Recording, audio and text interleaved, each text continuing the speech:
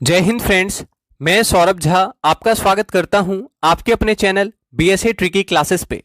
आज हम लोग एसएससी जीडी के एग्जाम को ध्यान में रखते हुए एसएससी के एग्जाम में बार बार पूछे जाने वाले जनरल नॉलेज के कुछ महत्वपूर्ण सवालों को देखेंगे। साथ ही साथ उन सवालों से जुड़े संभावित प्रश्नों को डिस्कस करेंगे जो आपके एग्जाम में पूछे जा सकते हैं। आप सभी से अनुरोध करेंगे कि आप क्लास को ध्यानपूर्वक देखें और सारे सवालों के आंसर कमेंट करें। साथ ही साथ क्लास को सपोर्ट करें, क्लास को लाइक और शेयर अवश्य करें ताकि ज्यादा संख्या में बच्चे क्लास में उपस्थित होकर क्लास का लाभ उठा सकें। तो चलिए शुरू करते हैं क्लास और देखते हैं हमारा पहला सवाल। छत्रपति शिवाजी महाराज ने पुरंदर की संधि 1665 ईस्वी में किस मुगल सेनानायक के साथ हस्ताक्षरित की थी? तो आप सभी को पता रखना है कि पुरंदर की संधि 1665 ईस्वी में हुआ था। पहला सवाल कि पुरंदर की संधि 1665 ईस्वी में हुआ था। अब आपसे पूछ रहा है कि पुरंदर की संधि छत्रपति शिवाजी महाराज और किनके बीच में हुआ था? तो आंसर कीजिएगा कि पुरंदर की संधि 1665 ईस्वी में छत्रपति शिवाजी महाराज और किनके बीच में हुआ था? तो आप सभी को याद रखना है कि पुरंदर की संधि 1665 ईस्वी में छत्रपति शिवाजी महाराज और मुगल सेनानायक राजा जयसिंह के बीच में हुआ था। ठीक है, तो याद रखिएगा पुरंदर की संधि 1665 ईस्वी में छत्रपति शिवाजी महाराज और औरंगजेब के तरफ से थे राजा जयसिंह। ये भी आपको याद रखना है, औरंगजेब तभी राजा थे। ठीक है, तो याद रखिएगा कि शिवाजी ने पुरंदर की संधि के तहत अपने 23 किले मुगलों को दिए थे। तो याद रखिएगा शिवाजी ने पुरंदर की संधि 1665 के तहत 23 किले औरंगजेब को दिए थे, यानी मुगलों को दिए थे। ठीक है, और पुरंदर की संधि किसके किसके बीच में हुआ? तो याद रखिएगा पुरंदर की संधि छत्रपति शिवाजी महाराज और मुगल सेनानायक राजा जयसिंह के बीच में हुआ था। याद रखिएगा। ठीक है, इसके अलावा यहां से आपको क्या याद रखना है? आपको याद रखना है मराठा साम्राज्य के संस्थापक कौन थे? मराठा साम्राज्य के संस्थापक। ठीक है, तो इंपॉर्टेंट सवाल है, मराठा साम्राज्य के संस्थापक कौन थे? तो याद रखना है छत्रपति शिवाजी महाराज मराठा साम्राज्य के संस्थापक थे। ठीक है, तो ये आपको याद रखना है। इसके अलावा आपको याद रखना है कि शिवाजी के पिता का नाम क्या था? ठीक है, और इनकी माता का नाम क्या था? तो याद रखना है। अभी याद है तो बताएं, आंसर करें। शिवाजी के पिता का नाम क्या था? तो याद रखिएगा शाहजी भोसले। ठीक है, याद रखिएगा शिवाजी के पिता का नाम क्या था? शाहजी भोसले। शिवाजी के पिता का नाम था शाहजी भोसले और इनकी मां का नाम क्या था? जीजाबाई। तो याद रखेंगे छत्रपति शिवाजी महाराज की मां का नाम था जीजाबाई और इनके पिता का नाम था शाहजी भोसले। ठीक है, अब अगर एक सवाल और पूछता है कि शिवाजी किस वंश से संबंधित थे? ठीक है, तो मराठा ऑप्शन में कभी कभी नहीं देता है। ठीक है, तो आपको याद रखना है भोसले वंश। ठीक है, ऐसे पूछता है एग्जाम में कि छत्रपति शिवाजी महाराज किस वंश के थे, तो आपको याद रखना है। समझ में आया? तो याद रखिएगा भोसले वंश। भोसले वंश के संस्थापक थे छत्रपति शिवाजी महाराज और मराठा वंश के भी संस्थापक कौन है? छत्रपति शिवाजी महाराज। याद रखिएगा। ठीक है, और इनके गुरु का नाम क्या था? तो गुरु रामदास। याद रखिएगा छत्रपति शिवाजी महाराज के आध्यात्मिक गुरु थे गुरु रामदास और इनकी राजधानी क्या थी? तो राजधानी रायगढ़। ठीक है, ये सारा इंपॉर्टेंट सवाल है, तो याद रखिएगा शिवाजी महाराज की राजधानी रायगढ़ थी। शिवाजी महाराज की राजधानी रायगढ़ थी। इनका राज्याभिषेक 1674 ईस्वी में हुआ था। ठीक है, याद रखिएगा इनका राज्याभिषेक 1674 ईस्वी में हुआ था। ठीक है, तो ये सवाल आप याद रखिएगा। यहां पे आपका आंसर क्या होगा? याद रखेंगे कि शिवाजी ने पुरंदर की संधि 1665 ईस्वी में मुगल सेनानायक राजा जयसिंह के साथ की थी और इसके तहत शिवाजी ने अपने 23 किले मुगलों को दिए थे। याद रखिएगा। ठीक है, चलिए तो क्लास को एक बार फटाफट लाइक और शेयर कर दीजिए ताकि और भी बच्चे क्लास में आ सकें।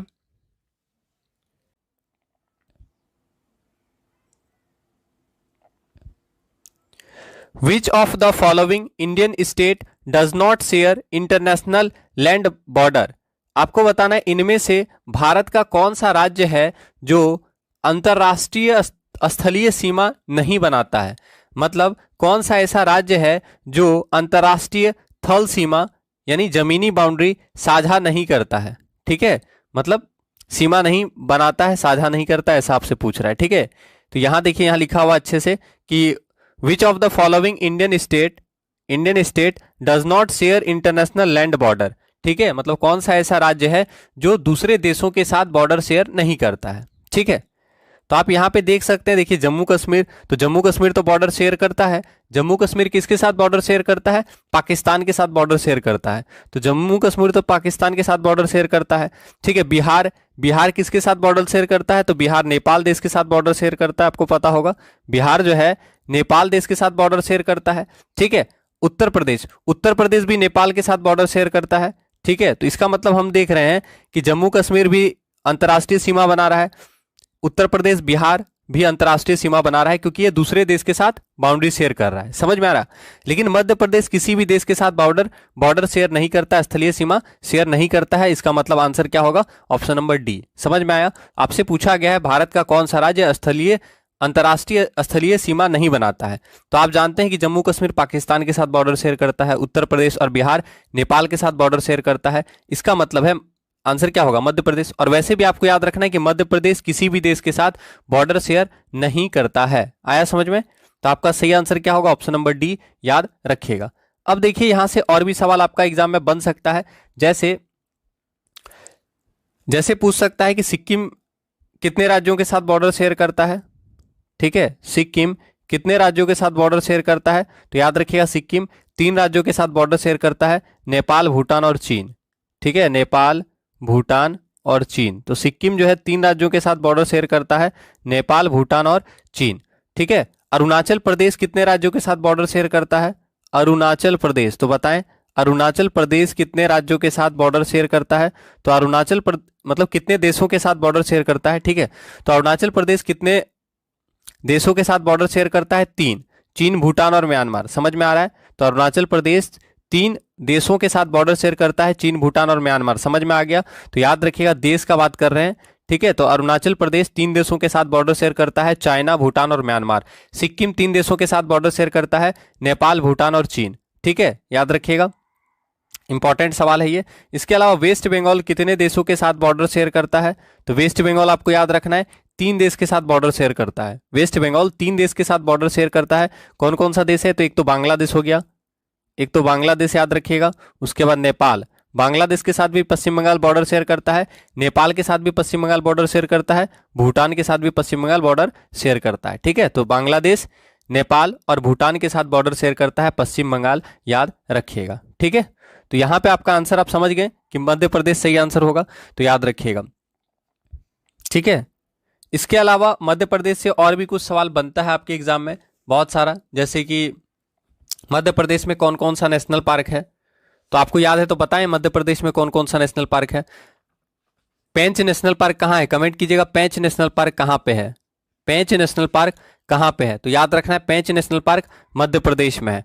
ठीक है, ध्यान दीजिएगा। अब मध्य प्रदेश के बारे में थोड़ा सा देख लेते हैं हम लोग। याद रखना है आपको कि मध्य प्रदेश में कौन कौन सा नेशनल पार्क है, पूछता है। कान्हा नेशनल पार्क कहाँ पे है? Kanha Kisli national park, Madhya Pradesh. तो याद रखिएगा कान्हा किसली नेशनल पार्क कहाँ पे है? तो कान्हा किसली नेशनल पार्क मध्य प्रदेश में है। ठीक है, याद रखिएगा। इसके अलावा आपसे पूछ सकता है, यहाँ से एक बहुत अच्छा सवाल बनता है यहाँ पे कि गांधी सागर अभ्यारण्य कहाँ पे है? तो याद रखना है मध्य प्रदेश में। पन्ना राष्ट्रीय उद्यान कहाँ पे है? मध्य प्रदेश में है, याद रखिएगा। और मध्य प्रदेश सरकार के द्वारा कुछ सम्मान दिया जाता है, जैसे आपको पूछ सकता है मध्य प्रदेश सरकार के द्वारा कौन कौन सा सम्मान दिया जाता है? तो कालिदास सम्मान।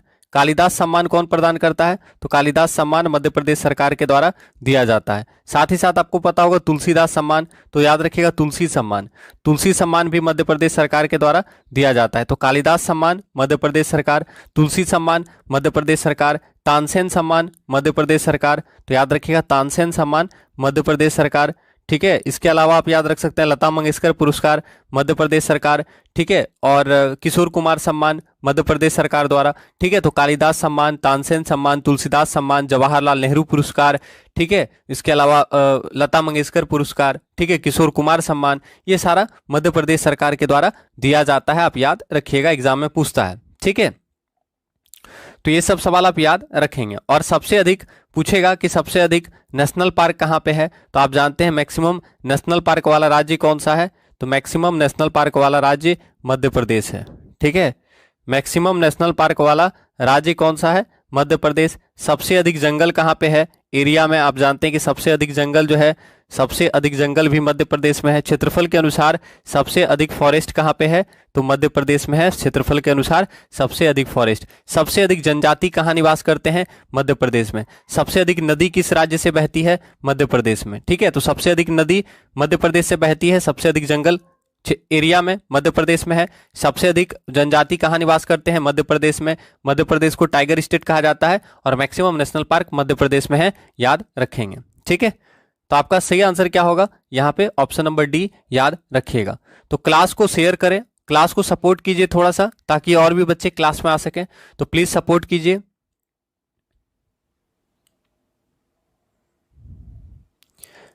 अगला सवाल, निम्नलिखित में से किस शहर में विश्व का दूसरा सबसे लंबा समुद्र तट स्थित है? विश्व का दूसरा सबसे लंबा समुद्र तट भारत के किस शहर में स्थित है?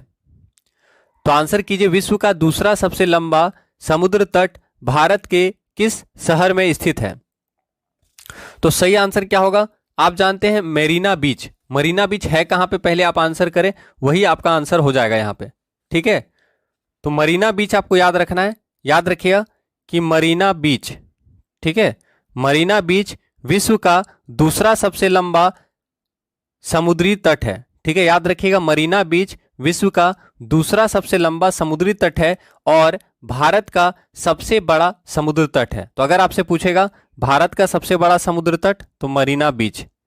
ठीक है, भारत का सबसे बड़ा समुद्र तट, तो याद रखना है भारत का सबसे बड़ा समुद्र तट कौन सा है? तो आप याद रखेंगे भारत का सबसे बड़ा समुद्र तट मरीना बीच है। मरीना बीच कहां पे है? चेन्नई में है। ठीक है, तो आप याद रखिएगा कि विश्व का दूसरा सबसे लंबा समुद्र तट मरीना बीच है, जो कि भारत का सबसे बड़ा समुद्र तट है, याद रखिएगा। और मरीना बीच कहां पे है? तो आप सभी जानते हैं कि चेन्नई में है। तो आपका सही आंसर क्या होगा? ऑप्शन नंबर डी याद रखिएगा। ठीक है, अब देखिए यहां से और भी बहुत सारा सवाल घुमा फिरा के पूछता है। जैसे कि आपसे पूछता है भारत के कितने राज्य हैं जो समुद्र के साथ सीमा लगाते हैं? कितने केंद्र शासित प्रदेश हैं जो समुद्र के साथ बाउंड्री शेयर करते हैं? तो आपको याद रखना है कि भारत के 9 राज्य और 4 केंद्र शासित प्रदेश जो है समुद्री तटरेखा से लगा हुआ है। ठीक है, तो ये याद रखिएगा, 9 राज्य और 4 यूनियन टेरिटरी। 9 राज्य और 4 यूटी जो है समुद्र के साथ बॉर्डर शेयर करता है, यानी समुद्र के साथ लगा हुआ है। ठीक है, तो ये क्या लिखते हैं? समुद्री तटरेखा। ठीक है, तो आप याद रखिएगा, पूछता है एग्जाम में कि भारत में कितने राज्य हैं जो समुद्री तटरेखा वाले राज्य हैं। ठीक है, तो आप याद रखिएगा समुद्री तटरेखा वाला राज्य कौन कौन, कितना राज्य है? तो 9 राज्य है और 4 यूनियन टेरिटरी है जो कि समुद्र के साथ लगा हुआ है। ठीक है, समझ में आया? तो याद रखिएगा समुद्री तटरेखा वाला राज्य 9 है और समुद्री तटरेखा वाला केंद्र शासित प्रदेश 4 है। ठीक है, फिर आपसे पूछ सकता है कि समुद्री तटरेखा वाला सबसे लंबा राज्य कौन सा है? ठीक है, समुद्री तटरेखा वाला सबसे लंबा राज्य गुजरात। याद रखना है, गुजरात सबसे लंबी तटरेखा वाला राज्य है भारत का। गुजरात सबसे लंबी तटरेखा वाला राज्य है गुजरात, तो इसको याद रखिएगा, सबसे लंबी तटरेखा वाला राज्य, ठीक है, कौन है? गुजरात। सबसे लंबी तटरेखा वाला राज्य कौन सा है? गुजरात। और इसी का उल्टा है गोवा। गोवा जो है सबसे छोटी तटरेखा वाला राज्य है। समझ में आया? तो याद रखिएगा गुजरात का समुद्री तटरेखा सबसे लंबा है और गोवा जो है सबसे छोटी तटरेखा वाला राज्य है। समझ में आया? तो यही सवाल हो जाएगा, बस दोनों एक जगह याद रखिएगा, क्योंकि लिंक करके याद रखिएगा तो ज्यादा फायदा होगा। सबसे छोटा कौन सा है? गोवा है। तो याद रखना है सबसे छोटा या सबसे छोटी तटरेखा वाला राज्य अगर पूछ देगा तो क्या आंसर हो जाएगा? गोवा। समझ में आया? तो सबसे छोटी तटरेखा वाला राज्य गोवा और सबसे बड़ी तटरेखा वाला राज्य क्या हो जाएगा? गुजरात। समझ में आ गया? तो ये दोनों आप याद रख लीजिएगा, अच्छे से लिख लीजिएगा कि सबसे लंबी तटरेखा वाला राज्य गुजरात और सबसे छोटी तटरेखा वाला राज्य क्या हो जाएगा? तो याद रखेंगे गोवा। ठीक है, चलिए तो अगला सवाल अब हम लोग देख लेते हैं। समझ में आ गया होगा कि किस शहर में विश्व का दूसरा सबसे लंबा समुद्री तट स्थित है? तो चेन्नई में है। याद रखना है कि मरीना बीच विश्व का दूसरा सबसे लंबा समुद्र तट है और भारत का सबसे बड़ा समुद्र तट है। मरीना बीच चेन्नई में स्थित है, याद रखेंगे। तो क्लास को सपोर्ट करें, क्लास को शेयर कर दीजिए थोड़ा सा। सवाल है, निम्नलिखित में से कौन ऑक्सीजन रहित रक्त मानव शरीर के विभिन्न भागों से हृदय में लाता है? तो आंसर कीजिएगा, पूछ रहा है which of the following brings back deoxygenated blood from different parts of the human body to heart. ठीक है, वहां पे बॉडी होगा। आपसे पूछ रहा है कौन सा शरीर का ऐसा भाग है जो ऑक्सीजन रहित ब्लड यानी डीऑक्सीजनेटेड ब्लड शरीर के विभिन्न भागों से हृदय में लाता है। ठीक है, तो आंसर कीजिएगा, आंसर क्या हो सकता है। देखिए डीऑक्सीजनेटेड ब्लड पूछा है तो बिल्कुल सही आंसर है। जिन भी बच्चों का आंसर है ऑप्शन नंबर ए वेंस यानी सिरा। ठीक है, तो यहां आपका आंसर क्या होने वाला है, सिरा। आप जानते हैं सिरा होता क्या है, तो याद रखिएगा वैसा रुधिर वाहिनी जो शरीर के विभिन्न अंगों से ब्लड को हार्ट की तरफ वापस ले जाता है उसे हम लोग सिरा कहते हैं। और सिरा में जो होता है डीऑक्सीजनेटेड ब्लड होता है यानी अशुद्ध रक्त होता है। ठीक है, तो आप याद रखिएगा कि सिराओं में सामान्यतः अशुद्ध या कार्बन डाइऑक्साइड युक्त रक्त बहता है। ठीक है, तो सिराओं में कार्बन डाइऑक्साइड युक्त ब्लड बहता है यानी अशुद्ध रक्त बहता है। इसका एक अपवाद है। अपवाद क्या है, तो आपको पता होगा पल्मोनरी वेन, पल्मोनरी सिरा जो होता है उसमें शुद्ध रक्त बहता है, ये एक अपवाद है। ठीक है, तो आपको याद रखना है, ये सवाल पूछेगा अगर कि ऑक्सीजन रहित या डीऑक्सीजनेटेड ब्लड मानव शरीर के विभिन्न भागों से हृदय में लाने का काम नस करता है या वेंस करता है, याद रखिएगा। और यहां पे इसका अपवाद क्या है, तो पल्मोनरी वेन। ठीक है, अपवाद क्या होगा, तो ये अपवाद भी आप याद रखिएगा, इसका अपवाद हो जाता है कौन सा, पल्मोनरी वेन। तो ये तो काफी आसान है अपवाद इसका। ठीक है, तो पल्मोनरी वेन याद रखना है, इसका अपवाद है जो कि शुद्ध रक्त को ले जाता है। ये जो है प्योर ब्लड ले जाता है। ठीक है, प्योर ब्लड कैरी करता है। ठीक, अब देखिए इसी का उल्टा पढ़ते हैं धमनी को। तो धमनी क्या होता है, तो आपको याद रखना है कि जो रुधिर वाहिनी हृदय से रुधिर को शरीर के अलग अलग अंगों तक पहुंचाता है उसे हम लोग धमनी या आर्टरी कहते हैं। मतलब जो प्योर ब्लड को कैरी करेगा उसको धमनी कहेंगे और जो इम्प्योर ब्लड को कैरी करेगा उसे नस कहेंगे। समझ में आया। तो जो प्योर ब्लड को कैरी कौन करेगा, तो प्योर ब्लड यानी ऑक्सीजन वाला ब्लड जो होगा वो कौन कैरी करता है, तो याद रखना है धमनी। ठीक है, तो धमनी जो है हृदय से ब्लड को शरीर के अलग अलग अंगों तक पहुंचाता है। इसमें सामान्यतः शुद्ध रुधिर या ऑक्सीजन जनित रुधिर यानी ऑक्सीजनेटेड ब्लड प्रवाहित होता है। इसका भी एक अपवाद है पल्मोनरी आर्टरीज। ठीक है, तो पल्मोनरी आर्टरी में अशुद्ध रक्त फ्लो होता है, आप याद रखिएगा। ठीक है, तो आपका सही आंसर क्या होगा, यहां पे याद रखना है ऑप्शन नंबर ए आपका सही आंसर है। डीऑक्सीजनेटेड ब्लड ले जाने का काम वेंस करता है, नस करता है, सिरा करता है, याद रखिएगा। ठीक है,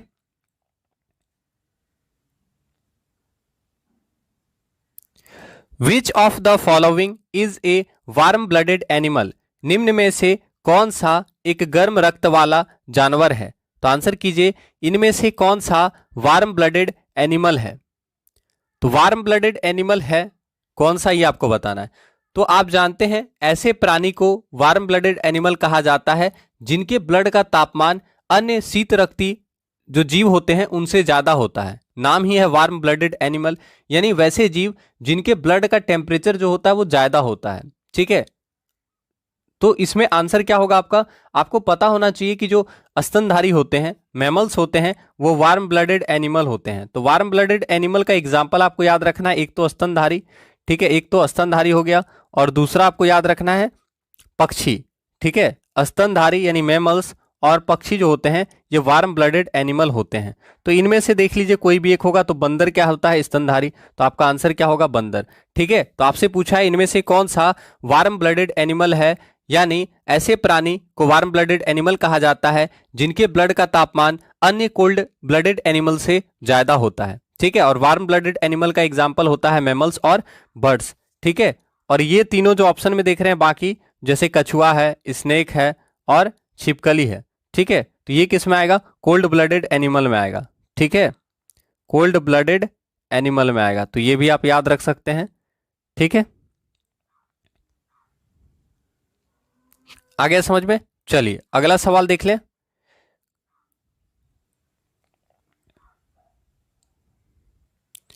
where is bile stored, bile कहां संग्रहित होता है, बाइल स्टोर कहां पे होता है, ये आपसे पूछा है।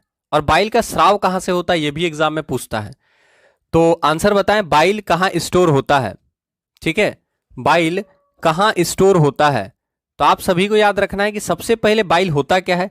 तो बाइल जो है पीले हरे रंग का क्षारीय द्रव है।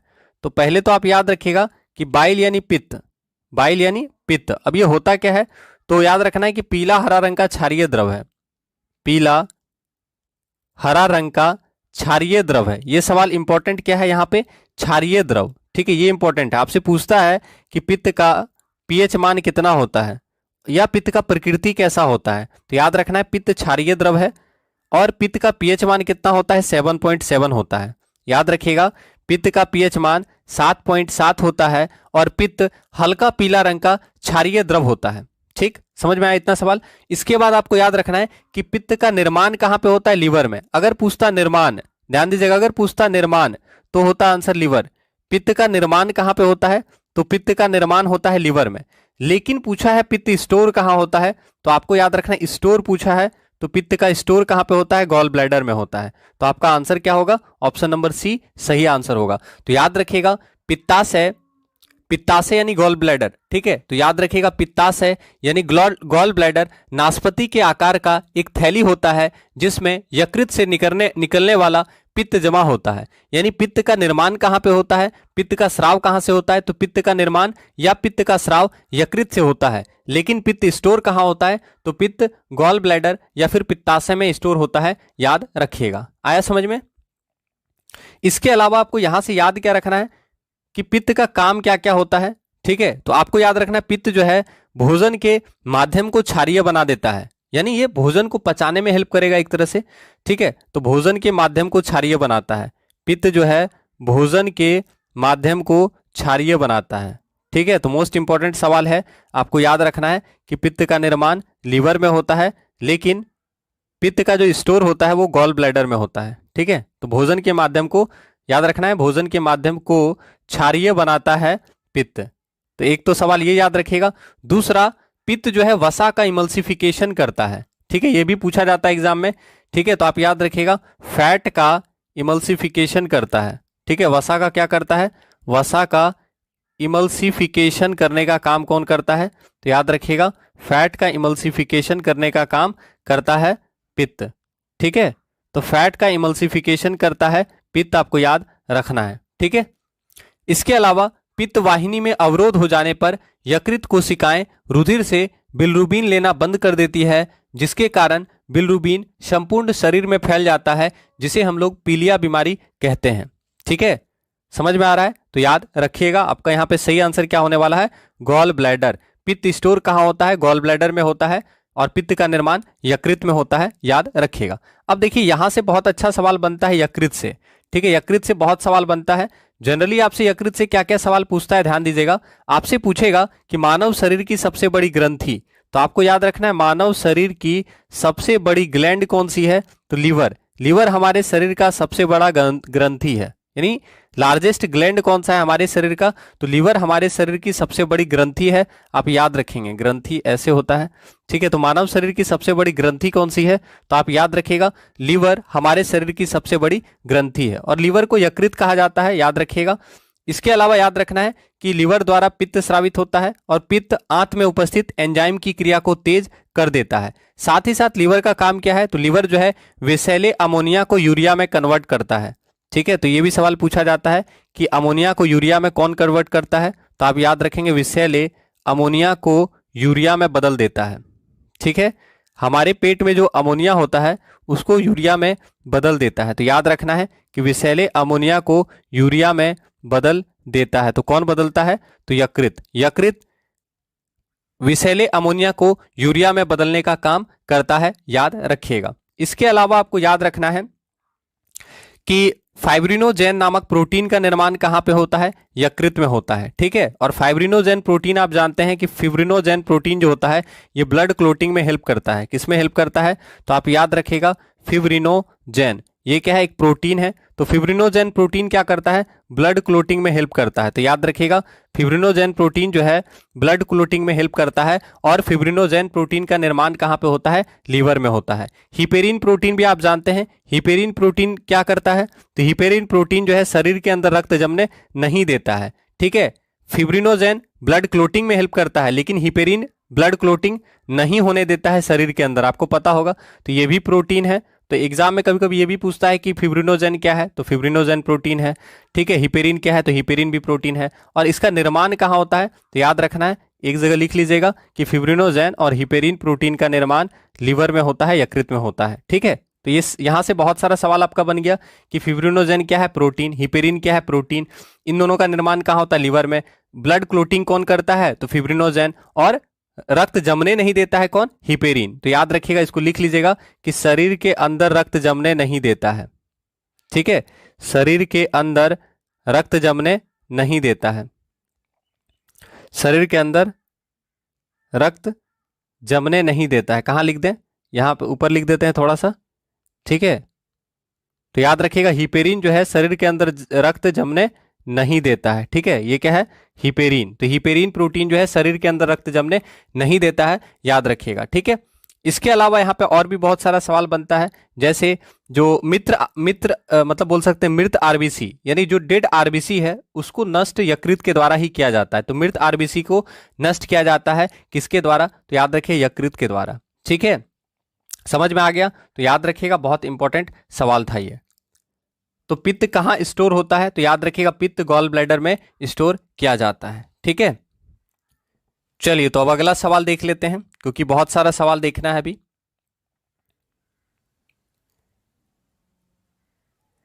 Which of the following is not a connective tissue, इनमें से कौन एक संयोजी ऊतक नहीं है। तो आंसर कीजिए, इनमें से कौन एक संयोजी ऊतक नहीं है। तो फटाफट आंसर करें, इनमें से कौन संयोजी ऊतक नहीं है। संयोजी ऊतक यानी बोल सकते हैं कनेक्टिव टिश्यू, इनमें से कौन कनेक्टिव टिश्यू नहीं है।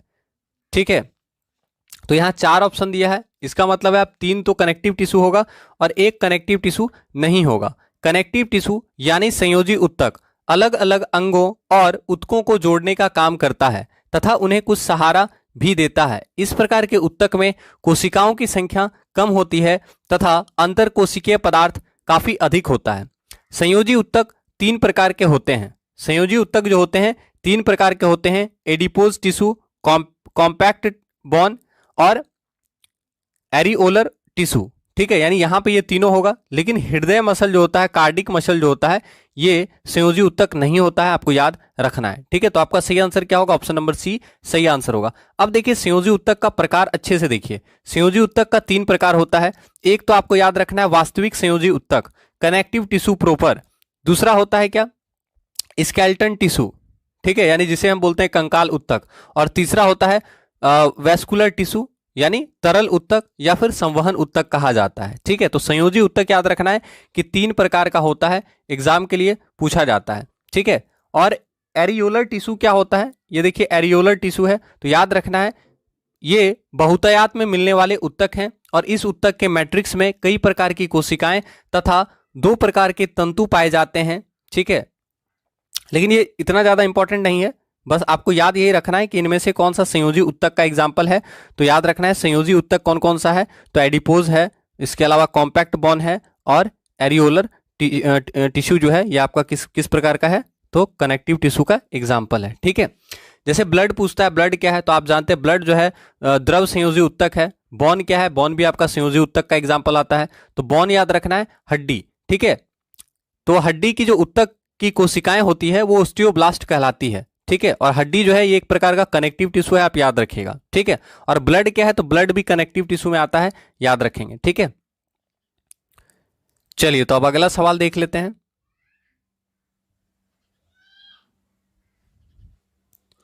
Normally how many times the human heart beats in a minute.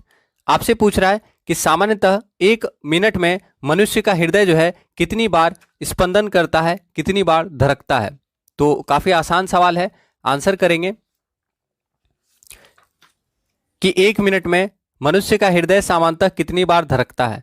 तो सबसे पहले हृदय, आप जानते हैं हृदय जो हार्ट जो है, ये जो है क्या करता है? तो हृदय जो है पंपिंग अंग है, यानी हृदय जो है हमारे संपूर्ण शरीर में ब्लड पहुंचाने का काम करता है। हृदय क्या करता है? ब्लड पहुंचाने का काम करता है, ठीक है, ब्लड का परिसंचरण करता है, ब्लड का परिसंचरण करता है। तो आप याद रखिएगा, पूछेगा कि हृदय क्या है, तो संपूर्ण शरीर में ब्लड परिसंचरण में हेल्प करता है, ठीक है। ठीक, अब आपसे पूछ सकता है कि हृदय झिल्ली की बनी एक थैली के भीतर रहता है, जिसे क्या कहा जाता है? यानी आपसे पूछेगा हृदय को सुरक्षा देने वाला जो भाग है उसे क्या कहा जाता है, यानी हृदय को सुरक्षा कौन पहुंचाता है? तो पेरिकार्डियम, ठीक है। हृदय किससे घिरा होता है? तो आप याद रखिएगा पेरिकार्डियम से, ठीक है। एग्जाम में पूछेगा हृदय किससे घिरा होता है, तो याद रखना है पेरिकार्डियम से घिरा होता है हृदय, यानी हृदय को सुरक्षा कौन देता है? पेरिकार्डियम, याद रखिएगा। और मानव के हृदय में 4 कोष्ठक होते हैं। तो अगर कभी पूछ दे कि मानव का हृदय में कितना कोष्ठक होता है, तो मानव का हृदय में 4 चेंबर होता है। तो मानव का हृदय में 4 कोष्ठक होता है, आप याद रखिएगा, मानव का हृदय में 4 कोष्ठक होते हैं, ठीक है। मानव के हृदय में 4 कोष्ठक होते हैं, ठीक है। अब आपको याद रखना है कि शरीर में ब्लड का सर्कुलेशन जो है वो हृदय की पंप क्रिया द्वारा संपन्न होता है। हृदय के कार्य करने की 2 अवस्थाएं होती है, एक तो होता है सिस्टोल और दूसरा होता है डायस्टोल, ठीक है। तो याद रखिएगा पहली अवस्था को सिस्टोल कहा जाता है, जिसमें निलय सिकुड़ते हैं और उनमें भरे हुए ब्लड को महाधमनी में पंप किया जाता है। और दूसरा अवस्था होता है डायस्टोल। डायस्टोल में निलय फैल जाता है और आलिंद से ब्लड प्राप्त करते हैं, ठीक है। तो यहां आपको क्या समझ में आया कि एक सिस्टोल और एक डायस्टोल मिलकर हार्ट बीट का निर्माण करते हैं, ठीक है। तो ये जो सवाल पूछ रहा है हार्ट बीट, हृदय धड़कता है, इसका मतलब हार्ट बीट का निर्माण कैसे होता है? तो एक सिस्टोल और एक डायस्टोल मिलकर एक हार्ट बीट का निर्माण करते हैं। और एक स्वस्थ मनुष्य का हृदय जो होता है औसतन 1 मिनट में 72 बार धड़कता है। तो सही आंसर क्या होगा? तो 72। तो याद रखेंगे 1 मिनट में स्वस्थ मनुष्य का हृदय जो है लगभग 72 बार धड़कता है, याद रखिएगा, ठीक है।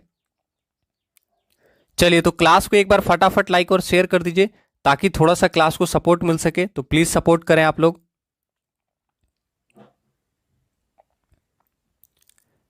मांसपेशियों में थकान डैश के इकट्ठा होने से होती है। तो काफी आसान सवाल है। मसल्स में जो थकान होता है वो किसके इकट्ठा होने से होता है? तो option number A ATP, option number B ADP, option number C lactic acid, option number D carbonic acid. तो आप सभी जानते हैं कि लैक्टिक अम्ल के जमा होने के कारण मनुष्य जो है वो थकावट महसूस करता है। यानी मांसपेशी में अगर लैक्टिक अम्ल जमा हो जाए तो उससे व्यक्ति जो है थकावट महसूस करता है, याद रखेंगे।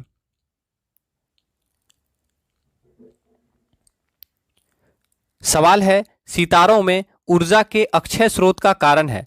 तो आंसर कीजिएगा, सितारों में ऊर्जा के अक्षय स्रोत का कारण है। तो काफी अच्छा सवाल है। सितारों में ऊर्जा के अक्षय स्रोत का कारण क्या है? याद है तो बताएं, सितारों में ऊर्जा के अक्षय स्रोत का कारण क्या है? तो आप सभी जानते हैं कि किसी तारे का जीवन चक्र आकाशगंगा में हाइड्रोजन तथा हीलियम गैसों के संघनन से प्रारंभ होता है, जो अंततः छोटे छोटे घने बादलों के रूप धारण कर लेते हैं।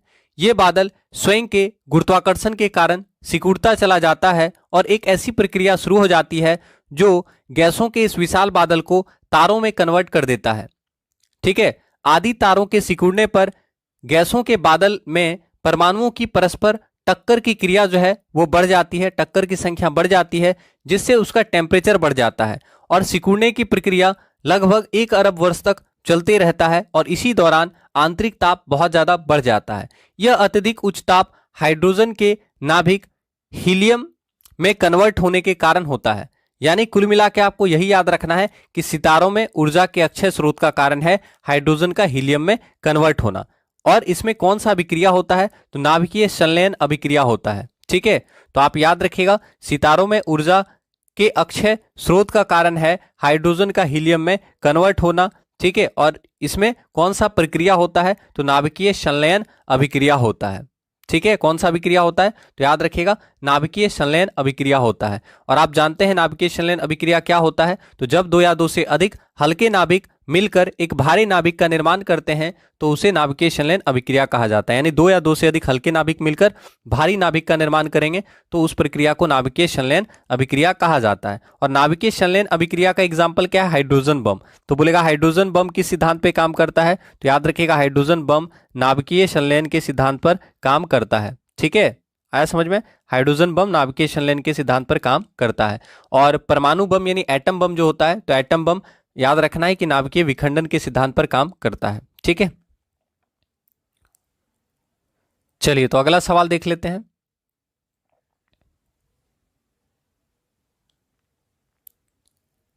विच of the following waves has the highest frequency? निम्न में से किस तरंग की आवृत्ति सबसे अधिक है? मतलब कौन सा ऐसा इसमें तरंग है जिसका आवृत्ति सबसे अधिक है, जिसका फ्रीक्वेंसी सबसे अधिक है? तो सबसे अधिक फ्रीक्वेंसी वाला इसमें वेव कौन सा है ये आपको बताना है। तो आंसर करें, सबसे अधिक फ्रीक्वेंसी वाला वेव कौन सा है? ठीक है, तो काफी अच्छा सवाल है और आप सभी जान रहे हैं कि आंसर क्या होना चाहिए। तो आंसर बताएं, सबसे अधिक फ्रीक्वेंसी वाला वेव कौन सा है? तो आप सभी को पता होगा गामा किरण। तो याद रखिएगा गामा किरण जो है सबसे अधिक फ्रीक्वेंसी वाला वेव है। ठीक है, समझ में आया? तो आप याद रखेंगे गामा किरण सबसे अधिक फ्रीक्वेंसी वाला वेव है। ठीक है, तो आपका आंसर क्या हो जाएगा? गामा किरण। ठीक है, अब गामा किरण ये तो समझ में आ गया कि गामा किरण का फ्रीक्वेंसी सबसे अधिक होता है, लेकिन इसके अलावा जो इंपॉर्टेंट सवाल है वो ये है, पूछेगा गामा जो है वो किस प्रकार का होता है, यानी धनात्मक होता है या ऋणात्मक होता है या विद्युत उदासीन होता है? तो याद रखिएगा गामा किरण उदासीन होता है। क्या होता है? गामा किरण उदासीन होता है। एक सवाल ये हो गया कि गामा किरण उदासीन नेचर का होता है। दूसरा आपको याद रखना है कि गामा किरण जो होता है कि विद्युत क्षेत्र से गमन करते समय यह किरण विचलित नहीं होता है, पूछता है एग्जाम में। तो याद रखिएगा गामा किरण विद्युत उदासीन होता है, जिसके कारण विद्युत क्षेत्र से अगर गामा किरण को गमन कराया जाए तो यह किरण विचलित नहीं होता है। इसके अलावा गामा किरण बहुत कम तरंगदैर्ध्य वाली विद्युत चुंबकीय तरंग है। तो याद रखिएगा बहुत कम यानी अति लघु तरंगदैर्ध्य वाली विद्युत चुंबकीय तरंग है, यानी इसका तरंगदैर्ध्य बहुत कम है। तो याद रखिएगा अति लघु वेवलेंथ है, यानी बहुत कम वेवलेंथ होता है। ठीक है, यानी अति लघु तरंगदैर्ध्य है इसका। तो याद रखिएगा बहुत कम तरंगदैर्ध्य होता है गामा किरण का। ठीक है, तो गामा किरण अति लघु वेवलेंथ वाली विद्युत चुंबकीय तरंग है। अब ये है क्या? तो विद्युत चुंबकीय तरंग है, आप जानते हैं, तो याद रखिएगा। इसके अलावा गामा रेज का जो याद रखना है, गामा रेज का वेग जो होता है ये प्रकाश के वेग के बराबर होता है। वेग कितना बराबर होता है? तो लगभग होता है 3 × 10⁸ मीटर पर सेकंड। समझ में आया? तो याद रखिएगा गामा किरण का वेग जो है प्रकाश के वेग के लगभग बराबर होता है, यानी 3 × 10⁸ मीटर पर सेकंड गामा किरण का वेग होता है। ठीक है, और गामा रेज का मात्रा कितना होता है? तो गामा रेज का मात्रा 0 होता है, याद रखिएगा। ठीक है, इसके अलावा गामा जो किरण है इसका वेग बहुत ज्यादा होता है, अति उच्च वेग। तो जब वेग बहुत ज्यादा होगा तो इसके कारण इसका भेदन क्षमता क्या होगा? सबसे अधिक होगा। तो याद रखिएगा अति वेग या अति उच्च वेग बोल सकते हैं। तो इसका बहुत ज्यादा वेग है, तो याद रखिएगा गामा किरण का वेग बहुत ज्यादा है, अति उच्च वेग है। लिख दे रहे अच्छा से, अति उच्च वेग यानी इसका वेग बहुत ज्यादा है। तो जब वेग बहुत ज्यादा होगा तो क्या होगा? ये पेनिट्रेटिंग पावर इसका ज्यादा होगा, यानी ये क्या करेगा? इसका भेदन क्षमता भी सबसे अधिक होगा। तो याद रखेंगे। ठीक है, पेनिट्रेटिंग पावर हाई होता है इसका। ठीक है, समझ में आया? तो याद रखिएगा अति उच्च वेग होने के कारण गामा किरणों का पेनिट्रेटिंग पावर भेदन क्षमता जो होता है वो अल्फा और बीटा किरणों की तुलना में अधिक होता है। ठीक है, तो ये याद रखेंगे। इसके अलावा आपको ये भी याद रखना है, गामा किरण से एक और सवाल बहुत अच्छा बनता है कि गामा किरण में गतिज ऊर्जा का मान काफी कम होता है, जिसके कारण गामा किरण जो होता है वो गैसों को आयनित करने की क्षमता बहुत कम रखता है। ठीक है, तो आप याद रखिएगा। तो सबसे अधिक आवृत्ति वाला तरंग कौन सा है? तो याद रखिएगा गामा किरण सबसे अधिक आवृत्ति वाला तरंग है। गामा किरण विद्युत उदासीन होता है, जिसके वजह से गामा किरण विद्युत क्षेत्र से गमन करते समय विचलित नहीं होता है। गामा किरण अति लघु तरंगदैर्ध्य वाली विद्युत चुंबकीय तरंग है। गामा किरणों का वेग प्रकाश के वेग के बराबर होता है। गामा किरणों का वेग बहुत ज्यादा होने के कारण गामा किरणों का भेदन क्षमता काफी ज्यादा होता है, आप याद रखेंगे। समझ में आया? तो इतना सवाल यहां से आप याद रखिए, आपके एग्जाम में पूछ सकता है। ठीक है, चलिए अब अगला सवाल देखें।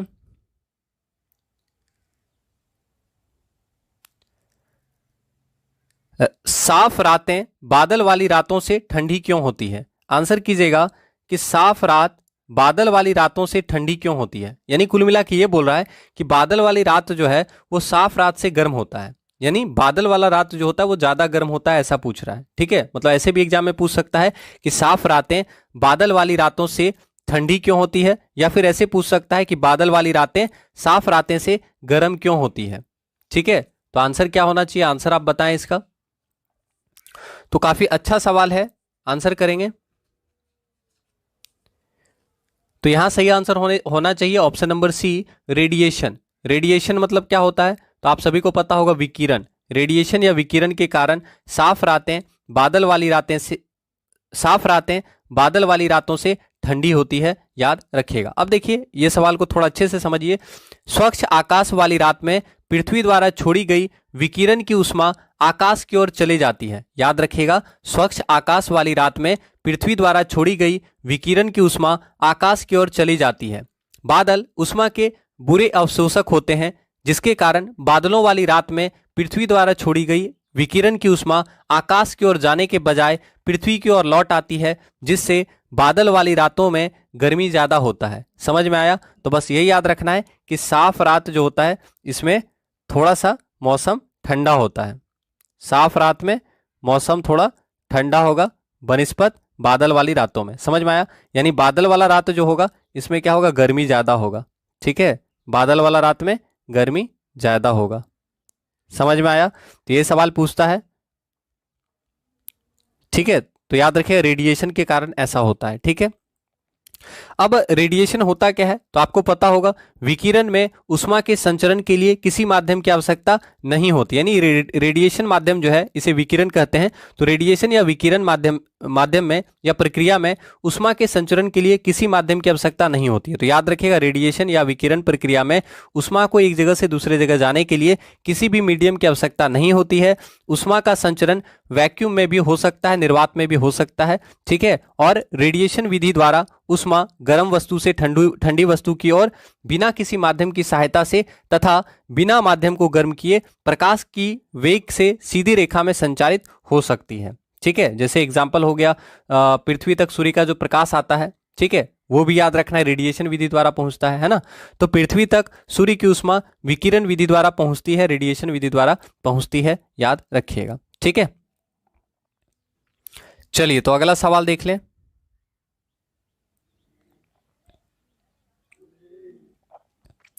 वह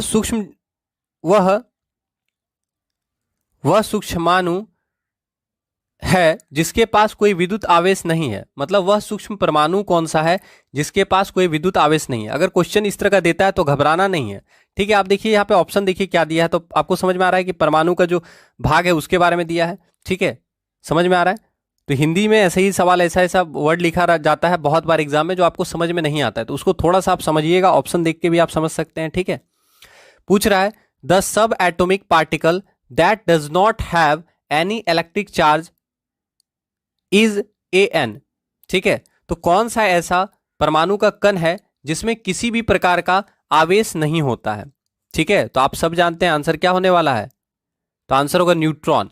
न्यूट्रॉन में कोई भी आवेश नहीं होता है। इसका मतलब न्यूट्रॉन क्या होता है, उदासीन होता है ना, न्यूट्रल होता है। ठीक है, तो याद रखना है कि न्यूट्रॉन जो होता है उसके पास कोई भी चार्ज नहीं होता है। न्यूट्रॉन जो होता है ये उदासीन होता है। ठीक है, अब यहां से बहुत सारा सवाल आपका एग्जाम में बनेगा। आंसर याद रखना है, न्यूट्रॉन के पास कोई भी विद्युत आवेश नहीं होता है।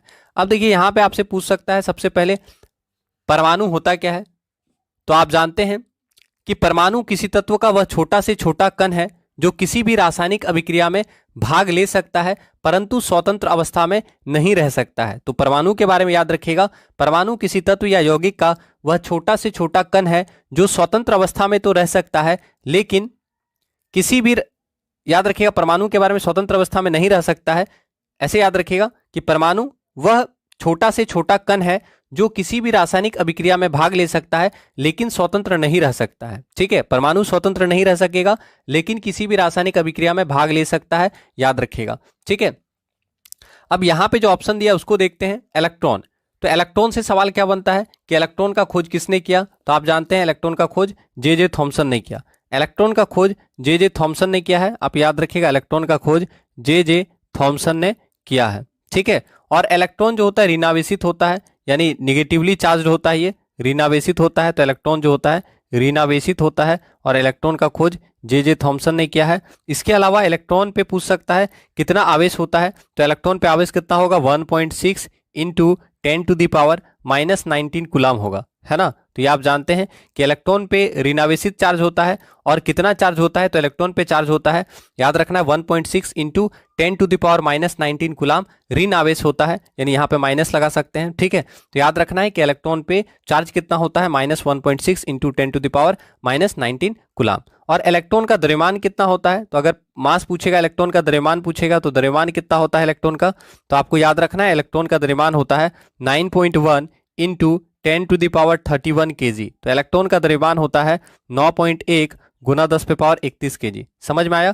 तो इलेक्ट्रॉन का द्रव्यमान 9.1 इंटू 10⁻31 kg होता है और इलेक्ट्रॉन एक स्टेबल मूलकण है, ठीक है। तो ये आप याद रखिएगा।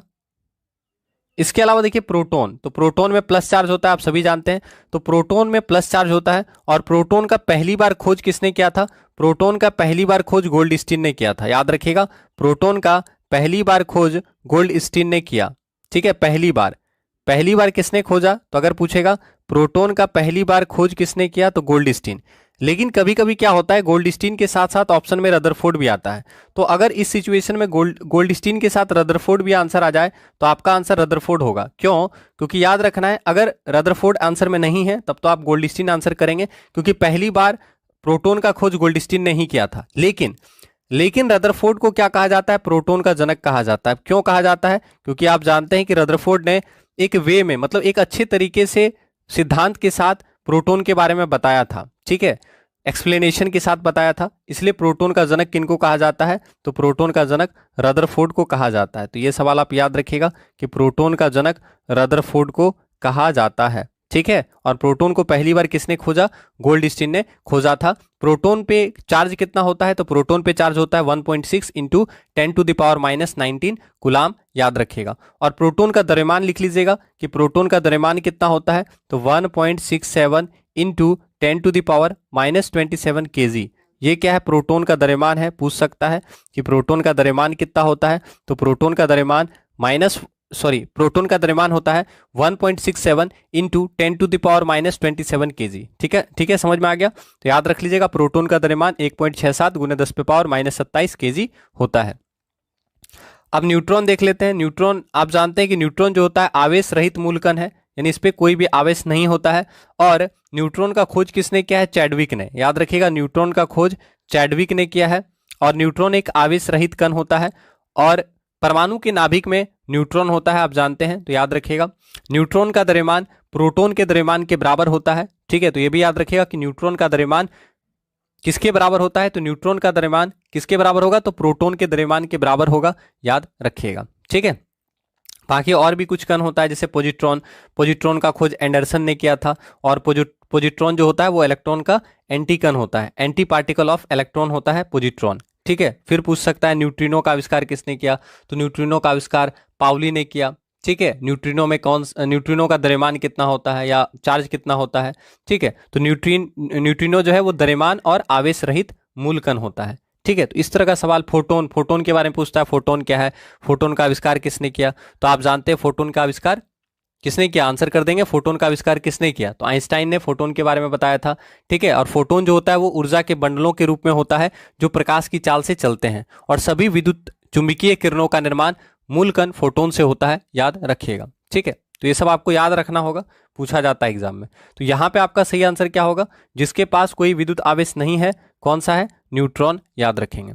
तो क्लास को एक बार फटाफट लाइक और शेयर कर दीजिए ताकि और भी बच्चे क्लास में आ सकें और क्लास का लाभ उठा सकें। Dot matrix is an example of which of the following.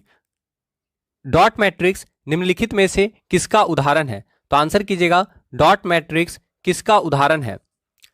तो आप जानते हैं डॉट मैट्रिक्स किस में आता है, प्रिंटर में आता है। तो आपका सही आंसर क्या होगा, प्रिंटर, है ना। तो डॉट मैट्रिक्स किस में आता है, तो डॉट मैट्रिक्स प्रिंटर का एक प्रकार है। आपको याद रखना है कि डॉट मैट्रिक्स जो है प्रिंटर का एक प्रकार है। प्रिंटर क्या है, आउटपुट डिवाइस है, आप जानते हैं। और बाकी स्कैनर आप जानते हैं इनपुट डिवाइस है, कीबोर्ड जो है इनपुट डिवाइस है और सॉफ्टवेयर तो अलग ही होता है, ठीक है। तो आप देखिए यहाँ पे प्रिंटर के बारे में थोड़ा सा आप देखें। प्रिंटर जो होता है याद रखना है, डॉट मैट्रिक्स प्रिंटर का एक प्रकार है, ठीक है, प्रिंटर का उदाहरण है। प्रिंटर क्या है? तो प्रिंटर जो होता है हार्ड कॉपी या फिर परमानेंट कॉपी प्रदान करने वाला आउटपुट डिवाइस है, ठीक है। और प्रिंटर का जो गुणवत्ता होता है उसके रिजोल्यूशन से मापा जाता है, ठीक है। और 1 वर्ग इंच में स्थित डॉट की संख्या को डीपीआई कहा जाता है, यानी डॉट्स पर इंच कहा जाता है। समझ में आया? तो फुल फॉर्म भी पूछ सकता है, डीपीआई का फुल फॉर्म क्या होता है? डॉट्स पर इंच होता है। प्रिंटर को सिस्टम यूनिट में कैसे जोड़ते हैं? तो प्रिंटर को सिस्टम यूनिट में पैरेलल पोर्ट के माध्यम से जोड़ा जाता है, याद रखिएगा, ठीक है। अब प्रिंटर का कुछ प्रकार होता है, जैसे प्रिंटर का प्रकार प्रिंट के क्षमता के अनुसार भी होता है और प्रिंट करने के तरीके के अनुसार भी प्रिंटर का प्रकार होता है। तो प्रिंट क्षमता के अनुसार प्रिंटर 3 प्रकार का होता है, कैरेक्टर प्रिंटर, लाइन प्रिंटर और पेज प्रिंटर। फिर अगर हम पढ़ेंगे प्रिंट करने के तरीके के अनुसार, तो प्रिंट करने के तरीके के अनुसार 2 तरह का प्रिंटर होता है, एक होता है इंपैक्ट प्रिंटर और दूसरा होता है नॉन इंपैक्ट प्रिंटर, ठीक है। तो ये इंपॉर्टेंट है। तो इंपैक्ट प्रिंटर और नॉन इंपैक्ट प्रिंटर आपको याद रखना है, एग्जाम में पूछा जाता है। अब देखिए इंपैक्ट प्रिंटर जो होता है उसी का एग्जांपल है डॉट मैट्रिक्स प्रिंटर। यहां पे जो हम लोग देख रहे हैं डॉट मैट्रिक्स, ठीक है। तो डॉट मैट्रिक्स जो है ये किसका एग्जांपल है? तो इंपैक्ट प्रिंटर का एग्जांपल है, ठीक है। इंपैक्ट प्रिंटर का एग्जांपल है डॉट मैट्रिक्स प्रिंटर। तो ये पूछता है, तो याद रखना है कि इंपैक्ट प्रिंटर जो है टाइपराइटर की तरह पेपर और इंक रिबन पर दबाव डालकर प्रिंट करता है। समझ में आ रहा है? इंपैक्ट प्रिंटर जो होता है टाइपराइटर की तरह पेपर और इंक रिबन पर प्रेशर डालकर प्रिंट करता है। इंपैक्ट प्रिंटर द्वारा केवल एक ही रंग का आउटपुट तैयार किया जाता है, ठीक है, याद रखना है। और इसका एग्जांपल होता है dot matrix printer. Dot matrix printer जो है धीमी गति का इंपैक्ट प्रिंटर है जो एक बार में एक कैरेक्टर प्रिंट करता है। समझ में आया? तो डॉट मैट्रिक्स प्रिंटर जो है काफी स्लो होता है, स्लो इंपैक्ट प्रिंटर का एग्जांपल ये होता है, ठीक है। उसके बाद नॉन इंपैक्ट प्रिंटर आता है। तो नॉन इंपैक्ट प्रिंटर याद रखना है, वो इंपॉर्टेंट है। नॉन इंपैक्ट प्रिंटर जो होता है वो फास्ट होता है और नॉन इंपैक्ट प्रिंटर का एग्जांपल होता है thermal printer, inkjet printer, laser printer और इसमें भी सबसे इंपॉर्टेंट होता है लेजर प्रिंटर, ठीक है। लेजर प्रिंटर क्योंकि फास्ट होता है। तो पूछता है कि इनमें से सबसे फास्ट प्रिंटर कौन सा है? तो आप याद रखिएगा जो फास्टेस्ट प्रिंटर है वो कौन सा है? लेजर प्रिंटर जो होता है वो सबसे तेज होता है, ठीक है। तो आपको याद रखना है कि उच्च गति वाला इंपैक्ट प्रिंटर है। कौन सा प्रिंटर है? इंपैक्ट है या नॉन इंपैक्ट है? तो नॉन इंपैक्ट है, ठीक है, याद रखिएगा। इंपैक्ट में क्या होता है? प्रेशर डाल के किया जाता है ना, ठीक है। तो आपसे पूछेगा लेजर प्रिंटर किस प्रकार का प्रिंटर है? तो लेजर प्रिंटर सबसे तेज कौन सा है? नॉन इंपैक्ट प्रिंटर है, सबसे तेज नॉन इंपैक्ट। समझ में आया? तो ये भी याद रखिए, कभी कभी एग्जाम में ये भी पूछता है कि इंपैक्ट प्रिंटर का एग्जांपल कौन है और नॉन इंपैक्ट प्रिंटर का एग्जांपल कौन सा है। अब यहाँ लिखने में प्रॉब्लम हो रहा है तो आप लिख लीजिएगा नॉन इंपैक्ट प्रिंटर, ठीक है। तो आपसे पूछेगा नॉन इंपैक्ट प्रिंटर का एग्जांपल कौन है? तो laser printer non impact printer का एग्जांपल है और सबसे तेज नॉन इंपैक्ट प्रिंटर कौन सा है? लेजर प्रिंटर, याद रखिएगा। क्योंकि इसमें आप देख रहे हैं लेजर बीम का उपयोग किया जाता है, तो आप ऐसे ही समझ सकते हैं कि ये काफी फास्ट होगा, है ना। तो याद रखने की जरूरत भी नहीं पड़ेगा, आप याद रखिएगा, ठीक है। तो यहां पे आपका सही आंसर क्या होगा? डॉट मैट्रिक्स किसका उदाहरण है? तो डॉट मैट्रिक्स प्रिंटर का एग्जांपल है, याद रखिएगा। चलिए अगला सवाल देख लें। विच of the following pair is incorrect? इनमें से कौन सा पेयर इनकरेक्ट है, गलत है? तो आंसर कीजिएगा, इनमें से कौन सा पेयर गलत है? तो काफी अच्छा सवाल है, इनमें से कौन सा पेयर गलत है आपको बताना है। तो सही आंसर क्या लग रहा है देखिए और आंसर कीजिए, ठीक है। 1 GB में कितना लिखा है? 1 GB में देखिए कितना लिखा है, आंसर बताइए, आंसर क्या हो सकता है इसका? ऑप्शन एलिमिनेट भी आप कर सकते हैं, तो ऑप्शन एलिमिनेट अगर कर पा रहे हैं तो ऑप्शन एलिमिनेट कर सकते हैं आप। तो यहां पे देखिए 15 नंबर का सवाल जो है इसका आंसर क्या होने वाला है? ऑप्शन नंबर 2 होने वाला है, याद रखिएगा, ठीक है। 1 GB बराबर कितना लिखा है? 10,240 MB लिखा है, ठीक है। और 1 GB बराबर क्या होता है? 1 गीगाबाइट, जीबी मतलब गीगाबाइट, 1 गीगाबाइट बराबर होता है 2 पे पावर 10 मेगाबाइट। 1 GB बराबर होता है 2 पे पावर 10 MB, ठीक है, समझ में आया। 1 GB बराबर क्या होता है? तो याद रखना 1 GB बराबर होता है 2 पे पावर 10 MB, ठीक है। यानी जबकि यहां पे कितना लिखा है? 10,240 MB लिखा है, तो ये गलती हो जाएगा। याद रखना 1 गीगाबाइट बराबर होता है 1024 MB, यही ना होता है, ठीक है। तो ये जो दिया है ये गलत दिया है, आप देख सकते हैं। तो याद रखिएगा 1 GB बराबर होता है 1 गीगाबाइट बराबर होता है 2 पे पावर 10 मेगाबाइट। और 2 पे पावर 10 को क्या लिखते हैं, तो 1024 लिखते हैं। तो ये दोनों में से कोई भी एग्जाम में दे सकता है, ऐसा नहीं है कि आपको एग्जाम में ये लिखा रहेगा 1024 MB लिखा हुआ रहेगा। ये तो आसान हो गया, 1 GB बराबर 1024 MB, ये तो बच्चा बच्चा जानता है। तो हो सकता है एग्जाम में ऐसे पूछ दे 2 पे पावर 10 MB, समझ में आ रहा है। तो 1 GB बराबर 2 पे पावर 10, याद रखना है 1 GB बराबर क्या होता है, 2 पे पावर 10 MB होता है, या फिर 1024 MB होता है, याद रखिएगा। ठीक है, आ गया समझ में। तो 2 पे पावर 10 MB या फिर 1024 MB जो होता है वो 1 GB के बराबर होता है। आप सभी को पता होगा कंप्यूटर मेमोरी का सबसे छोटा भाग होता है बिट। बिट को बाइनरी डिजिट कहा जाता है। तो याद रखिएगा बिट जो है मेमोरी को प्रदर्शित करने वाली सबसे छोटी इकाई होती है। इसके बाद 4 बिट के समूह को निबल कहा जाता है। याद रखिएगा 4 बिट के समूह को निबल कहा जाता है, और निबल जो होता है वो आधा बाइट के बराबर होता है। बाइट क्या होता है, तो 8 बिट या 2 निबल के समूह को बाइट कहा जाता है। ठीक है, और याद रखना है कि किसी अक्षर या कैरेक्टर को दर्शाने के लिए कम से कम 8 बिट यानी 1 बाइट की जरूरत पड़ती है। तो ये सब आपको याद रखना होगा, बिट क्या है, बाइट क्या है, निबल क्या है। ठीक है, लिख देते हैं, थोड़ा सा याद रखिएगा। यहां देखिए, अगर आपसे पूछता है 1 निबल बराबर कितना बिट, 1 निबल बराबर, याद रखना 1 निबल बराबर 4 बिट होता है। बिट का फुल फॉर्म क्या होता है, तो बिट का फुल फॉर्म पूछता है एग्जाम में, तो याद रखना बिट का फुल फॉर्म होता है बाइनरी डिजिट, क्योंकि यहां पे बच्चे गलती करते हैं। बिट का फुल फॉर्म क्या होता है, बाइनरी डिजिट, और बाइनरी डिजिट को 0 और 1 से दर्शाया जाता है, याद रखिएगा। ठीक है, उसके बाद आपसे पूछेगा 1 बाइट। 1 बाइट बराबर क्या होता है, 1 बाइट बराबर क्या होता है, 8 बिट। 1 बाइट बराबर क्या होता है, 8 बिट होता है, या फिर 2 निबल भी बोल सकते हैं हम लोग। क्यों, क्योंकि 1 निबल बराबर होता है 4 बिट, तो 2 निबल बराबर 8 बिट हुआ। ठीक है, तो ये आपको याद रखना है 2 निबल। ठीक है, तो 1 बाइट बराबर 2 निबल होता है या फिर 8 बिट होता है, क्योंकि 1 निबल बराबर क्या होता है, 1 निबल बराबर 4 बिट। ठीक है, सारा चीज आपको बता रहे हैं जो भी इंपॉर्टेंट है। तो क्लास को फटाफट लाइक और शेयर कर दीजिए। तो 1 निबल बराबर 4 बिट याद रखिएगा। ठीक है, तो यहां आपका जो सही आंसर यहां आपका जो सही आंसर होगा वो क्या होगा, ऑप्शन नंबर बी, क्योंकि ये गलत दिया हुआ है। ठीक है, बाकी सारा सही दिया हुआ है। चलिए, तो अगला सवाल देख लेते हैं।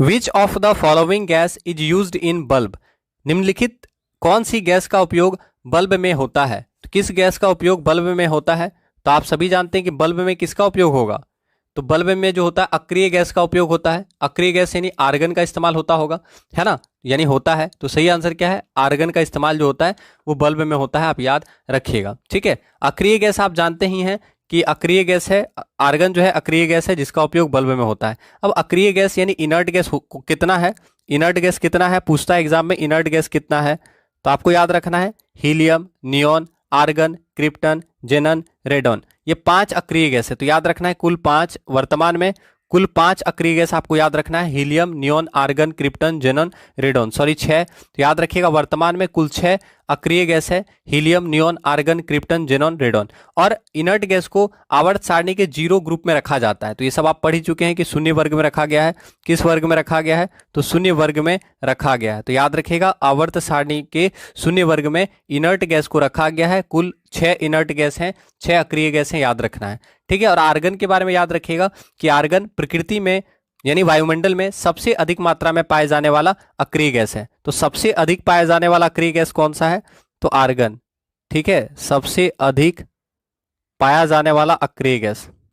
ठीक है, तो आप ये सब सवाल याद रखिएगा, सबसे अधिक पाया जाने वाला अक्रिय गैस। देखिए सारा सवाल को हम लिखते हैं इसलिए टाइम भी लग जाता है थोड़ा सा, क्योंकि लिखना जरूरी इसलिए होता है क्योंकि आप देखिएगा तो बहुत सारा क्या होता है कि क्वेश्चन अगर नहीं लिखेंगे तो समझ में नहीं आता बच्चों को।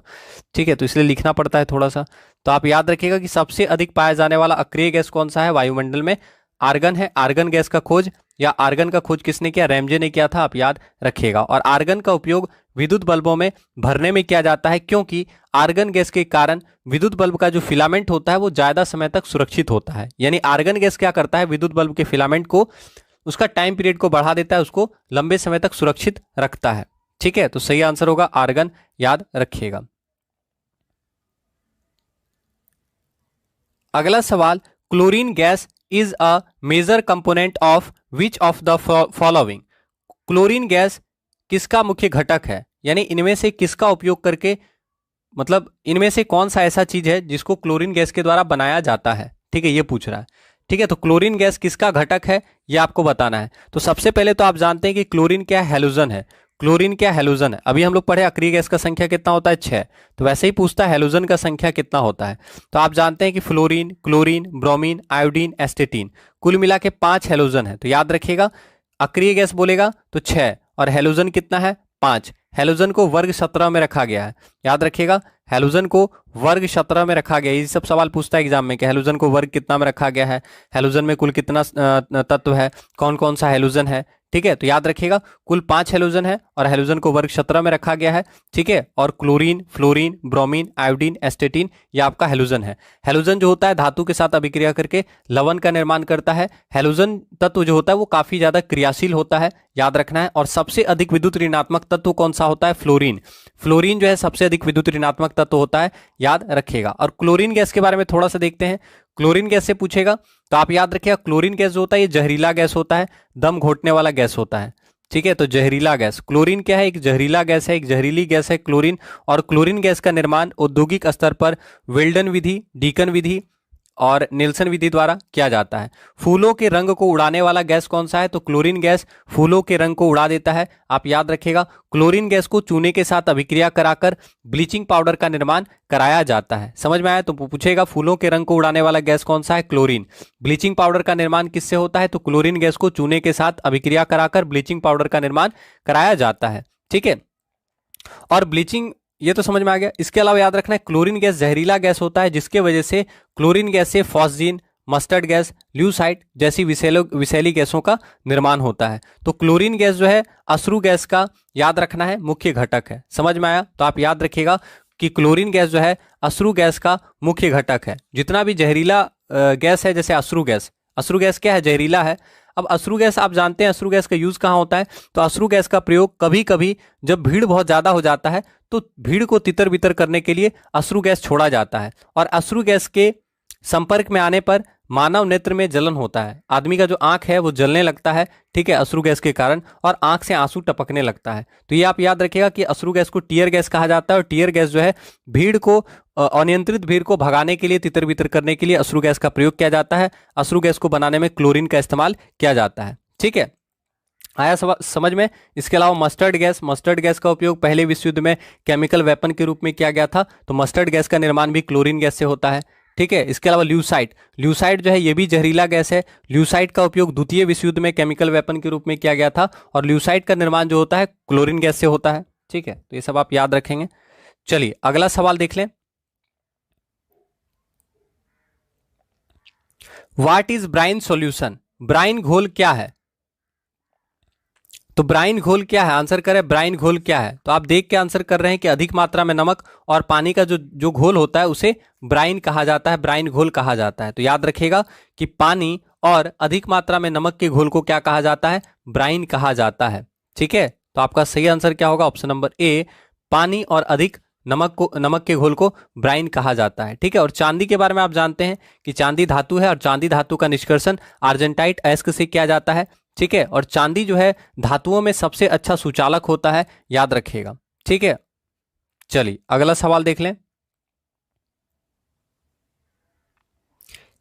पीएच स्केल का सीमा होता है, पीएच स्केल का रेंज कहां से कहां तक होता है? तो फटाफट आंसर करें, पीएच स्केल का रेंज कहां से कहां तक होता है? तो आप सभी जानते हैं कि पीएच स्केल जो होता है वो क्या मापता है? तो पीएच स्केल किसी वस्तु के अम्लता या क्षारीयता को मापने का उपकरण है। पीएच स्केल क्या करता है? एसिडिटी को मापता है या फिर उसका जो क्षारीयता है उसको मापता है। ठीक है, पीएच मूल्य एक ऐसा संख्या होता है जो पदार्थों की अम्लता और क्षारीयता को प्रदर्शित करता है। पीएच का मान जो होता है वो हाइड्रोजन आयन H+ के सांद्रण के व्युत्क्रम के लघु गुणक के बराबर होता है। और पीएच स्केल जो है 1 से 14 तक मापता है। तो पीएच बराबर क्या होता है? कभी कभी फॉर्मूला भी देता है। तो पीएच बराबर -log H+ आयन होता है। तो याद रखिएगा पीएच बराबर -log H+ आयन होता है। और पीएच का मान 0 से 14 के बीच में होता है।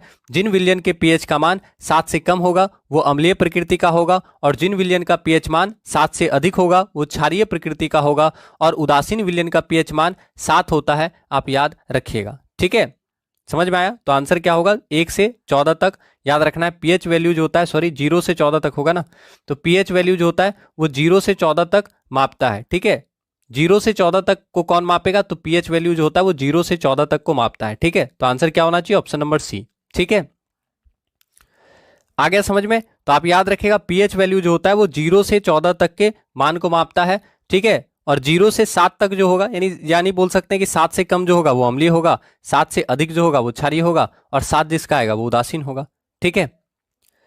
चलिए अगला सवाल देख लें। विच of the following primarily causes land pollution, ठीक है, लेड पॉल्यूशन होना चाहिए ना यहाँ पे, ठीक है। आपसे पूछ रहा है कि निम्नलिखित में से कौन सीसा प्रदूषण का मुख्य कारण है, यानी इनमें से कौन सा ऐसा है ऑप्शन जिससे क्या होता है, लेड निकलता है, सीसा निकलता है, सीसा प्रोड्यूस होता है, ठीक है। यानी सीसा पोल्यूशन के लिए कौन जिम्मेदार है? तो आप सभी जानते होंगे ऑटोमोबाइल बैटरी जो होता है उसमें सीसा का इस्तेमाल किया जाता है, लेड संचायक बैटरी में जो होता है सीसा का इस्तेमाल किया जाता है ना। तो याद रखना है ऑटोमोबाइल बैटरी जो होता है वो सीसा प्रदूषण के लिए जिम्मेदार होता है, ठीक है। तो आपका सही आंसर क्या होगा? Option number B. ऑप्शन से ही आप देखिए छांट सकते हैं, ये तो ऐसे ही छट जाता, बस ये दोनों में आपको कंफ्यूजन होता, तो आप ऐसे भी आंसर कर सकते हैं कि ऑटोमोबाइल बैटरी जो होता है, ठीक है, उसमें सीसा जो होता है वो प्रोड्यूस किया जाता है, यानी सीसा जो है प्रदूषण का काम करता है। ऑटोमोबाइल बैटरी में सीसा रहता है, ठीक है, जो कि प्रदूषण का काम करता है, ठीक है। तो सही आंसर याद रखिएगा ऑप्शन नंबर बी आपका सही आंसर होगा। ऑटोमोबाइल बैटरी जो है वो सीसा प्रदूषण का मुख्य कारण है। तो क्लास को एक बार लाइक और शेयर कर दीजिएगा ताकि और भी बच्चे क्लास में आ सकें और क्लास का लाभ उठा सकें। आज का जो सेशन है यहाँ से आपके एग्जाम में कुछ ना कुछ सवाल जरूर पूछे जा सकते हैं, काफ़ी इंपॉर्टेंट सवाल था, तो प्लीज़ क्लास को जाते जाते लाइक और शेयर कर दीजिएगा ताकि हम आपके लिए इसी प्रकार का क्लास रेगुलर लाते रहें। तो प्लीज़ सपोर्ट कीजिएगा। मिलते हैं आपसे अगले क्लास में, तब तक के लिए आप सभी का तहे दिल से धन्यवाद करते हैं। आप सभी का धन्यवाद करते हैं और आप सभी से विदा लेते हैं। जय हिंद, जय भारत, जय BSA, धन्यवाद।